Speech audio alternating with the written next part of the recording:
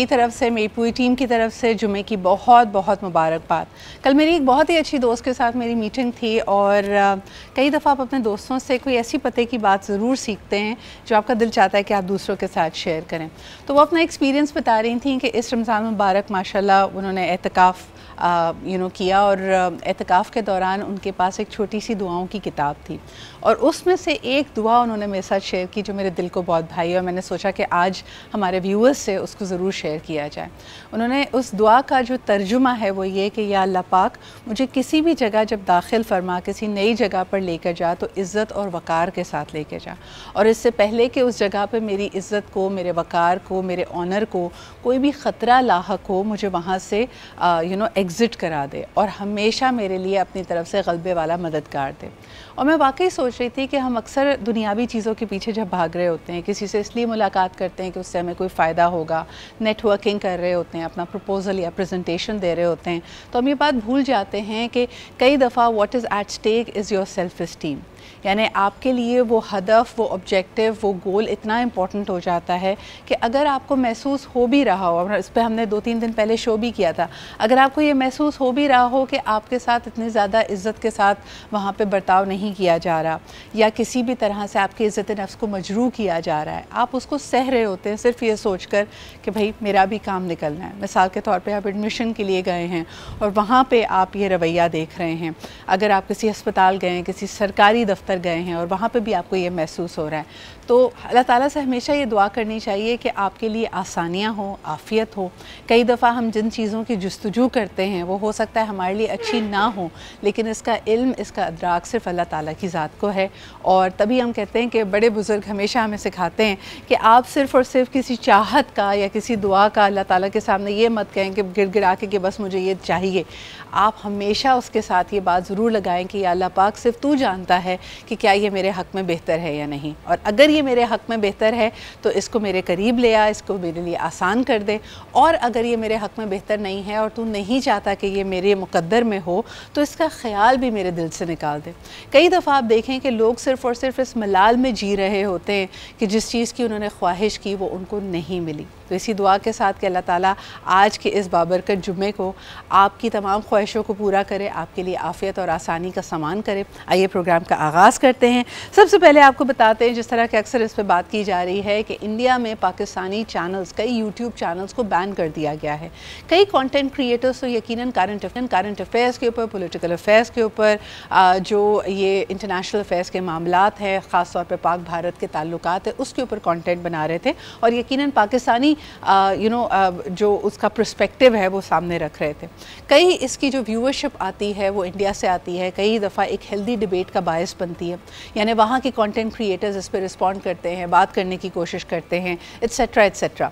लेकिन देखने में ये आया कि भारत ने कई Pakistani content creators, leading media celebrities, cricketers, actors, singers, इनके चैनल्स को बैन किया है और एक जो कल्चरल डिप्लोमेसी का, एक पीपल टू पीपल कॉन्टैक्ट का जो रास्ता होता है उसमें भी कदगन लगाई है। अहम बात आपको ये बताते चलो, अगैन इसको भी दोनों ममालिक की तरफ से एक ज़बरदस्त किस्म का इंटरेस्टिंग रद्द अमल मिला है।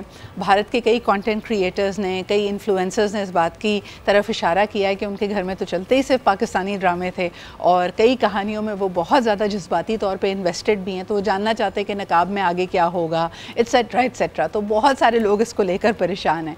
इसके अलावा मैं देख रही थी कि कई इंडियंस के दिल पाकिस्तानियों की मीम्स ने, उनके सेंस ऑफ ह्यूमर ने, उनके हिस्से मिज़ाज ने जीत लिए। उन्होंने कहा कि भाई ये तो सीरियसली नहीं ले रहे, इनका पानी नहीं, इनका वाईफाई बंद करो। तो आई थॉट के बेहतर है कि असल जो एक वॉर होती है उससे कभी किसी की जीत नहीं होती, इट बिकम्स अ ट्रेजेडी।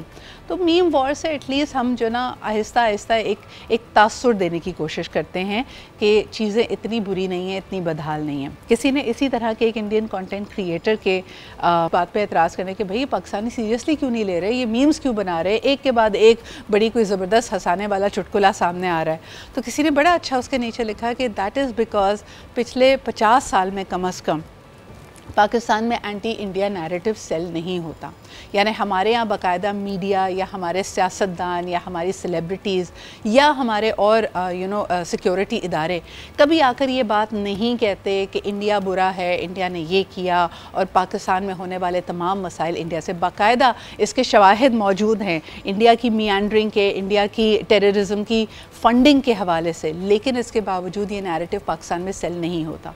और पाकिस्तान में एटलीस्ट चीज़ें इतनी मुस्तहकम ज़रूर हैं, या जो हमारा एक आम तासुर है उसमें ये बात ज़ाहिर है कि भारत सिर्फ़ और सिर्फ मोदी सरकार का नाम नहीं है। वहाँ से इश्तियाल अंगेज़ी हो सकती है, लेकिन भारत में हो सकता है कुछ ज़ी शऊर लोग भी रहते हों, जमहूरी रवैयों के पाबंद लोग भी रहते हों, और वो इस किस्म की बातें, इस तरह की इस इंतहा पसंद बातें नहीं सोचते। लेकिन बहरहाल जी, इस पर रद्द-ए-अमल क्या होना चाहिए? Why is India doing such extreme measures? एक तरफ अपने आप को एक सेक्युलर और दुनिया की सबसे बड़ी डेमोक्रेसी कहना, और दूसरी तरफ ये गैर जमहूरी रवैया होना कि पाकिस्तान के सेलिब्रिटीज़, पाकिस्तान के न्यूज़ चैनल्स, पाकिस्तान के ब्लॉगर्स को अपने लिए एक नेशनल सिक्योरिटी थ्रेट गर्दानना। आइए ज़रा इस पर बात करते हैं। बैरिस्टर वकास अब्रेज़ हमारे साथ मौजूद हैं। अस्सलाम वालेकुम वकास। वालेकुम अस्सलाम। वकास, किस तरह देख रहे हैं? बड़ी हलचल मचाई है। एक तो मुझे लगता है कल्चरल डिप्लोमेसी का रास्ता खुलता है, पाकिस्तानी ड्रामे पूरी दुनिया में भारत समेत बहुत मशहूर हैं, लेकिन अब उन्होंने कहा नहीं जी, नहीं देखने देंगे अपनी आवाम को ये। देखिए सिद्रा, ये हिंदुस्तान का गंदा और गंदा चेहरा है, जिसे मोदी डिफरेंट पॉलिसीज से और डिफरेंट प्रोपेगेंडे से पाकिस्तान के अगेंस्ट लेबल करने की या थोपने की कोशिश करता है। वहाँ पे जो आपने बात की, absolutely put the nail on the head. वहाँ पे भी बहुत ज़्यादा जी शऊर इंसान बसते हैं, और इंसानों के साथ साथ जो मुसलमानों की बहुत बड़ी कम्युनिटी है, वहाँ पे बहुत ज़्यादा इसी तरह की आज़ादाना पसंद तहरीकें हैं, जो कि वहाँ पे इंडिपेंडेंस को और मोदी के अगेंस्ट अपनी तहरीकों को सरगर्म करते हुए नज़र आ रही हैं। लिहाजा ये सिर्फ और सिर्फ बीजेपी का नज़रिया है। अगर हम इससे पहले गांधीज़म की बात करें, ये गांधी के नज़रिए की, ये कांग्रेस उनकी जो अपोजिशन पार्टी है उसकी बात करें, they are all together different. हक़ाइक़ बिल्कुल इससे बरक्स हैं। जो पाबंदियाँ, जो कतलें, जो शोरिशें, बगावशें, रंजिशें, फदूरतें, नफ़रतें, मोदी की हुकूमत जो है वो पाकिस्तान के अगेंस्ट और मुसलमानों के अगेंस्ट वहाँ पे फैलाने की कोशिश कर रही है। चूँकि आप स्पेसिफिकली कल्चर डिप्लोमेसी की बात करें, तो I must say one thing in this regard कि आप मोदी सरकार अगर हिंदुस्तान से मुसलमान एक्टर्स को निकाल ले, तो इनकी इंडस्ट्री में मासवाए पूरा कट के कचरे के, ये डस्टबिन के कुछ भी नहीं बचता। आप लेकिन मुझे बताइए वकास, अगर हम गुफ्तगू को दूसरे धारे में लेकर जाएं, इसको फास्ट फॉरवर्ड करते, दुनिया की तारीख़, दुनिया का मौजूदा जो लाइफस्टाइल है, जो तरीक़ेकार है, वो हमें क्या सिखाता है? हमारे सामने है यूरोप ने 200 साल जंगें की, लेकिन उन्होंने इस बात को रियलाइज़ किया कि देखिए आपका जो आस पड़ोस है, जो आपकी ज़मीनी हक़ाइक़ है, उसको आप बदल नहीं सकते। ज़ात पात रंग नस्ल से बालातर होकर एक शेयर्ड हिस्ट्री है, एक जैसे लोग हैं, एक जैसा डीएनए, एक जैसी ज़बान बोलते हैं, एक जैसी सकाफ़त है। यानी यकीनन दो कौमी नज़रिया अपनी जगह, लेकिन कॉमनैलिटीज़ बहुत सारी हैं। तो ये जो गैर फितरी एक रवैया अपनाया जा रहा है कि नहीं जी, वहाँ से आने वाली हर चीज़ दुश्मन की चीज़ है, वहाँ का क्रिकेट, वहाँ का म्यूज़िक, वहाँ का आर्ट हम नहीं देखेंगे, ये इतना एक गैर फितरी उनका एक रद्द-ए-अमल है, जिसको हम देखते हैं कि जैसे ही भारत या पाकिस्तान की सरज़मीन से लोग हटते हैं, अगर आप दुबई में मिलते हैं, अगर आप यूरोप में मिलते हैं, अगर आप अमेरिका में मिलते हैं, तो दोनों ममालिक के जो शहरी हैं वो आपस में दोस्ती भी करते हैं, रवाबित भी रखते हैं, बिज़नेस भी करते हैं। क्या कहेंगे इस पर?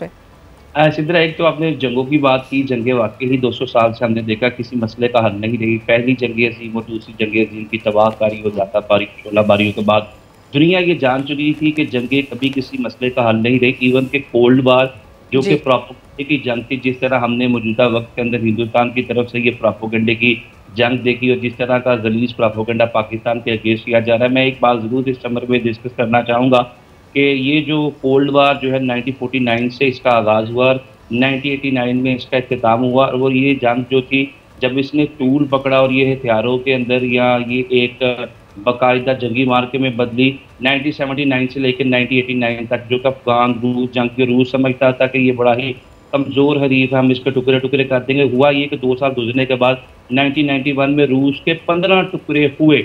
ये एक कोल्ड वार थी, प्रोपेगेंडे की जंग थी, उनकी नज़रियात की जंग थी, बयानी की जंग थी। और मौजूदा जंग जो आपने बात की कि बारहा कभी किसी की यूट्यूब चैनल्स को बंद करने की बातें की जाती है, अब यूट्यूब चैनल्स बंद कर दिए जाते हैं, टीवी चैनल्स बंद कर दिए जाते हैं। और ज़राए तफन्नुन एक बात करना चाहूँगा कि जिस दिन हमारे न्यूज़ चैनल वहाँ पे बंद हुए, 2.5 से 3 सालों पे से मैं भी इंडियन चैनल्स पे जो है वो डिफरेंट प्रोग्राम्स में एज़ अ लीगल एनालिस्ट या पॉलिटिकल एनालिस्ट वहाँ पे उन प्रोग्राम्स करता हूँ, पाकिस्तान की नुमाइंदगी करता हूँ। वकास, एक मेरे बड़े आखिरी अच्छे सवाल दोस्त आपसे करना चाहूँगी, सॉरी मेरे पास वक्त कम है तो आपकी कतई कलामी कर रही हूँ।